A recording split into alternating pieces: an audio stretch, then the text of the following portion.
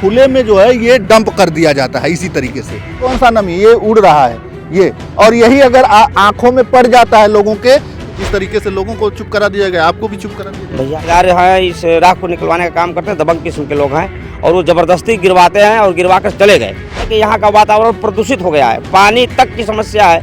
इसी तरीके से खुले में क्यों रखा गया? आप लोगों ने रोकने की कोशिश की? नहीं। आप लोग आवाज उठा रहे हैं, कल को आपको पैसा मिल जाएगा, चुप हो जाइए। हम लोग बोले उनको मने किए 2-4 बार से हम लोग मने कर रहे हैं, वो सुन ही नहीं रहे हैं। विकलांगता का कारण पॉल्यूशन को ठीक करना जरूरी है और ये हमें चुप नहीं करा सकते। कंपनी के खिलाफ एक अभियान छेड़ूंगा और लड़ाई आर पार की जाएगी, जनता के हित के लिए, जनता के न्याय के लिए। साथियों नमस्कार, मैं हूं संतोष और आप देखना शुरू कर चुके हैं सौलभ हिंदी। साथियों, इस समय मेरी मौजूदगी है जनपद गाजीपुर में और गाजीपुर के फतुल्लापुर में मैं उपस्थित हूं। हमारे पीछे आप देख रहे होंगे बहुत बड़ी फैक्ट्री दिख रही होगी, उधर थोड़ा दिखा दीजिए, वो जो फैक्ट्री दिख रही होगी बहुत बड़ी फैक्ट्री है और शायद जो है ये एरिया को इसी के नाम से भी जाना जाता है, फतुल्लापुर वाली फैक्ट्री के नाम से। लेकिन जो है अब जो है वो परेशानी का लोगों को सबब हो गई है। क्यों हो गई है? क्योंकि उसमें से जो राख निकलती है, अभी दिखा दें तो चारों तरफ जो है ये राख है, ये चारों तरफ खुले में पड़ी हुई है राख को देखिए, ये राख का ढेर देखिए। इस राख से ये लोग परेशान हैं और जिस जमीन पर जो ये राख के डंप लगे हुए हैं, जो गिराई गई है, ये इन लोगों का कहना है कि ये सरकारी ज़मीन है, कुछ स्कूल की ज़मीन है और बगल में तालाब है। उधर तालाब की तरफ भी दिखाइए ज़रा, उधर तालाब भी है। तालाब में तमाम जो है भैंस वगैरह आते हैं, यहाँ पर पानी वगैरह पीती होंगी। और आपको बता दें, अगर गूगल पर इसे सर्च करेंगे तो फ्लाई ऐश के नाम से जो है ये जो ब्लैक कलर की जो राख है, वो राख को आप अगर सर्च करेंगे गूगल पर तो उसमें तमाम तरीके की बातें लिखी आपको मिल जाएगी।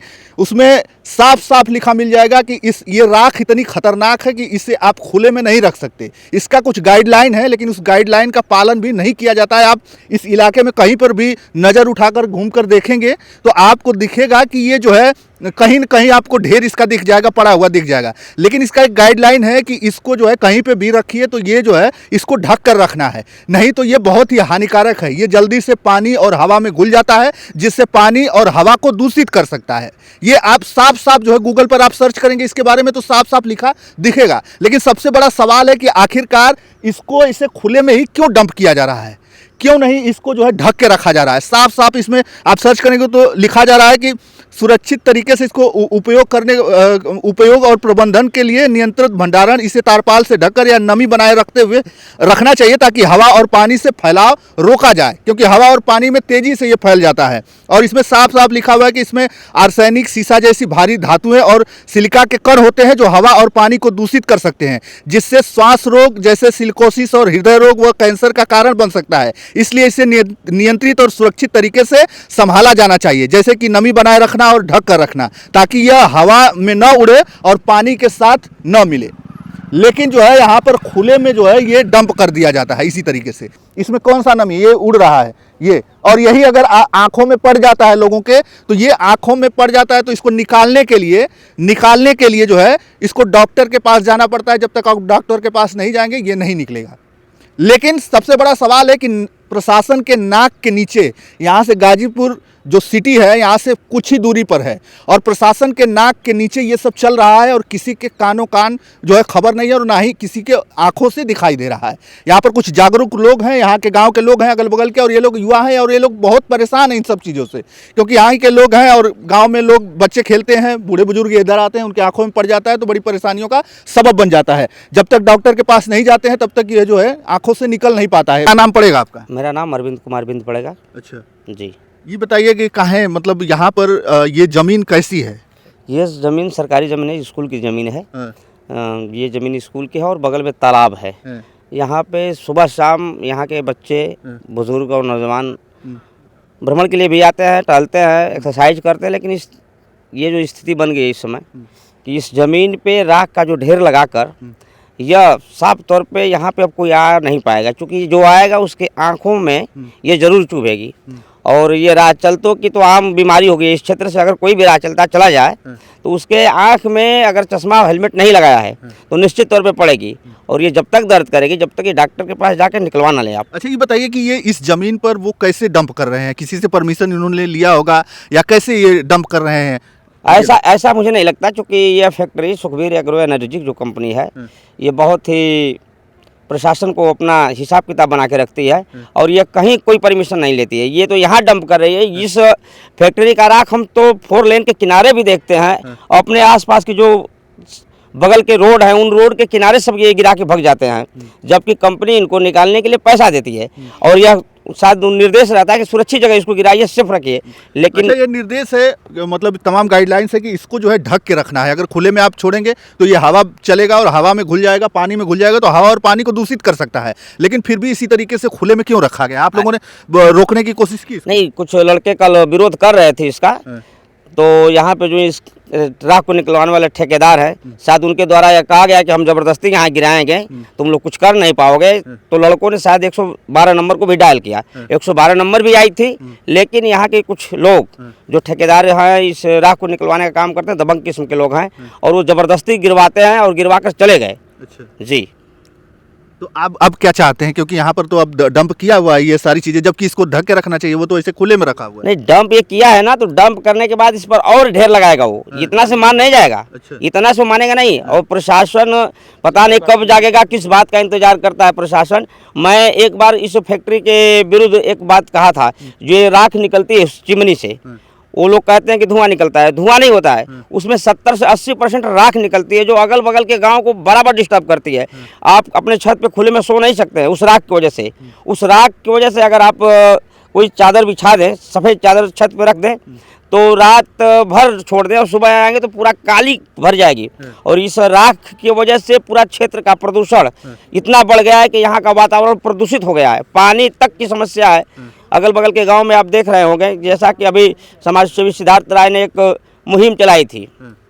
मुहिम में वो कई गाँव के लोगों को देखा कि बच्चे विकलांग हो रहे हैं। इसका मूल कारण जानते हैं क्या है? इसका मूल कारण इस फैक्ट्री से निकल रहे पोल्यूशन है। इस फैक्ट्री के अंदर एक चीज़ का लाइसेंस लेके कई चीज़ें चलाती हैं, जैसे कि ये पावर प्लांट चलाती है और ये राइस मिल चलाती है। राइस मिल के अलावा ऑयल कंपनी चलाती है, कई प्रकार के प्रोजेक्ट बनाती है, लेकिन इस क्षेत्र को कोई फायदा नहीं है। पड़ेगा आपका? मेरा नाम सूर्य यादव है। इससे जब चलने पे इससे जो राख उड़ के जाती है, आँख में निकलता ही नहीं है, आँख सूज जाती है। जब तक डॉक्टर के पास हम नहीं जाएंगे निकलबे ही नहीं करेगा। जो आप लोगों ने प्रशासन से इसके लिए कंप्लेन नहीं किया कि जो है? प्रशासन ने बहुत कंप्लेन, पहले भी हुआ है कंप्लेन, बहुत लोग मुद्दा भी उठाया, लेकिन सब लोग पैसा लेकर बैठ जाता है। इसमें प्रशासन की भी मिली भगत है, प्रशासन कुछ नहीं करता है। कंपनी वाला पैसा दे देता है, बात खत्म हो जाता है वहीं तक। जो आम जनता आज आप लोग आवाज उठा रहे हैं, कल को आपको पैसा मिल जाएगा, चुप हो जाइए। हम लोग ऐसा नहीं है कि हम लोग बैठेंगे, हम लोग तो आम जनता है, हम लोग तो अपने लिए करेंगे। ये लोग बड़े क्या बोल रहे हैं आप? हम लोग को यहीं आना जाना है सर, हम लोग का घर है, हम लोग क्यों बैठेंगे, कहाँ जाएंगे घूमने फिरने। हाँ, ये तालाब है, यहाँ पे 2 लड़के। ये आज से तो नहीं हो रहा है, ये तो बहुत पहले से होता हाँ, है। बहुत पहले से हो रहा था, तो हम लोग को ज़्यादा जहाँ विशेष दिक्कत हुआ वहाँ हम लोग बोले, उनको मने किए, 2-4 बार से हम लोग मने कर रहे हैं, वो सुन ही नहीं रहे हैं। कल 112 नंबर को भी फ़ोन किया गया था, वो मान ही नहीं रहे। वो बोले हैं कि सारा मैं पाट दूंगा, तुम्हारी है, जबरदस्ती बता रहे, कोई सुन ही नहीं रहे। क्या हम लोग करें, कहाँ हम लोग बैठने जाएंगे? सुबह शाम थोड़ा गांव का तालाब था, इधर आते थे। देखिए तमाम सारी समस्या है। नेताजी आप तो जो है अब जो है जिस तरीके से लोगों को चुप करा दिया गया, आपको भी चुप करा दिया जाएगा। भैया ऐसा कुछ नहीं है। ये सुखबीर एग्रो एनर्जी चाहे कुछ भी कर ले, हम इसके खिलाफ प्रदर्शन करेंगे। प्रदर्शन करने का मेरा मतलब ये है कि इस क्षेत्र में तमाम बच्चे विकलांग हो रहे हैं। ये इतना बड़ा बोरवेल कराया है, जिससे ये फरवरी का माह चल रहा है ना, मार्च माह के 15 तारीख जाते जाते इस एरिया के जितने हैंड पाइप हैं 6 नंबर बोर वाले एकदम बंद हो जाएंगे। लोग समय सेबिल से पानी अगर नहीं निकालेंगे तो उनको पीने के लिए पानी तक नसीब नहीं होता है। और ये फैक्ट्री की वजह से आप समझ लीजिए कि क्षेत्र कम से कम 10 से 15 किलोमीटर के आसपास के सारे गांव इतने परेशान हैं, पेयजल की समस्या है। उसके अलावा ये जो राख है फसलों को बर्बाद कर रही है, बच्चों के भविष्य का जो अभी आप कर रहे थे बात ना कि विकलांगता का कारण पोल्यूशन को ठीक करना जरूरी है। और ये हमें चुप नहीं करा सकते हैं, बंद नहीं करा सकते हैं। अभी तो आपके माध्यम से बता रहा हूँ कि ये जो हो रही है बातें ये तो ठीक है, लेकिन मैं बहुत जल्द इस कंपनी के खिलाफ एक अभियान छेड़ूंगा और लड़ाई आर पार की जाएगी। जनता के हित के लिए, जनता के न्याय के लिए लड़ा जाएगा। हम मन बना तो चुके ये हैं। बताइए कि जब लड़कों बच्चों का अभी मामला बीच में उठा था, आप बता रहे हैं दोषी इनको बता रहे हैं, तो आखिरकार वो तो जांच का विषय है, तो जांच क्यों नहीं हो रही? ये विधायक जी ने ये आवाज उठाया है, इस क्षेत्र का जनप्रतिनिधित्व करते हैं तो वो। फिर जांच क्यों नहीं हो रही है इसका, सर, कि आखिरकार कारण क्या है, क्यों सर, दूषित हो रहा है पानी? जांच हो रही है। हाँ। जांच का जो रवैया है वो ठीक नहीं है, जांच में जो अधिकारी वो ठीक नहीं है, संलिप्तता है। ये सुखबीर एग्रो एनर्जी जो है कहीं ना कहीं उन अधिकारियों के ऊपर कहीं ना कहीं किसी प्रकार का प्रेशर बना के, दबाव बना के ये जांच को सही तरह से आने नहीं दे रही है। निश्चित तौर पर अगर जांच सही हो जाए तो सारी की सारी जिम्मेदारी सुखबीर एग्रो एनर्जी की आएगी, हम जानते हैं। इसके खिलाफ हमने बोला है एक बार, लेकिन प्रशासन की धमकियां मिली। प्रशासन भी धमकी दी। अरे साहब क्या बात करते हैं, जंगीपुर नंदगंज यशो लगातार उस समय हमको टार्चर कर रहा था जब इसकी मैं आवाज़ उठाया था। तो अच्छा, कहीं ना कहीं प्रशासन इसमें इन्वॉल्व हो जाता है। प्रशासन को भी महीना हफ्ता देते होंगे शायद, हमें लगता है।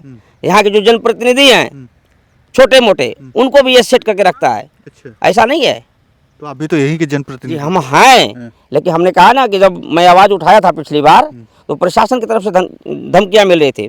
हम थे, हमारे साथ प्यारेलाल यादव थे, पूर्व प्रधान जो लालनपुर के थे वो थे, कई लोग थे। सबको प्रशासन की तरफ से टारगेट किया जा रहा था अच्छा। कि आपसे क्या मतलब है, क्या लेना देना उस मामले में। अच्छा, ऐसा तो होता है। अभी फिर से जो है ये अरविंद बिंद हैं और फिर से ये आवाज़ उठा रहे हैं इन्हीं सब चीज़ों के लिए। अब देखने वाली बात है कि ये कितना आगे तक जाते हैं या फिर से जो है ये चुप हो जाते हैं, इनको भी चुप करा दिया जाता है। हम बात कर रहे थे, हमें कोई बातों का कुछ भी लेना देना नहीं, लेकिन जो भी गाइडलाइंस है उसके जो है हिसाब से काम होना चाहिए। जो ये राखों का अंबार है ये खुले में क्यों पड़ा है, इस पर इसको ढक के क्यों नहीं रखा जाता, क्योंकि ये गाइडलाइन है इसका कि आप जो है इसे खुले में नहीं छोड़ सकते, इसमें नमी बना के रखना है, ये हवा में नहीं उड़ना चाहिए, तमाम सारी बातें हैं। तो फिर ये खुले में क्यों है? तो डीएम साहब का ध्यान इस तरफ खींचना चाहता हूँ। मेरे कहने का मतलब है संतोष भैया कि ये जो है गाजीपुर डीएम साहब जो हैं एक जिम्मेदार व्यक्ति हैं, उनका ध्यान इधर आना चाहिए। तो उनका ध्यान तो होगा ही ना, ध्यान वो सर, जो है ध्यान होगा तो किस प्रकार का ध्यान होगा? जनता से जुड़ा हुआ बहुत बड़ा मामला है ये जन समस्या है। ये आंखों में जब पड़ती है ना साहब तो इतना परेशान करती है, इतना परेशान करती है कि आदमी को चैन नहीं आता है। कई बार तो हमने अपने आंखों में झेला है इसको, हम समझते हैं। और निकलती ऐसे नहीं है, जब तक डॉक्टर के पास नहीं जाएंगे नहीं निकलेगी। जब तक डॉक्टर के पास नहीं जाएंगे तब तक नहीं निकलेगी, ऐसा कई लोगों ने कहा है। तो चलिए इस वीडियो में इतना ही, धन्यवाद।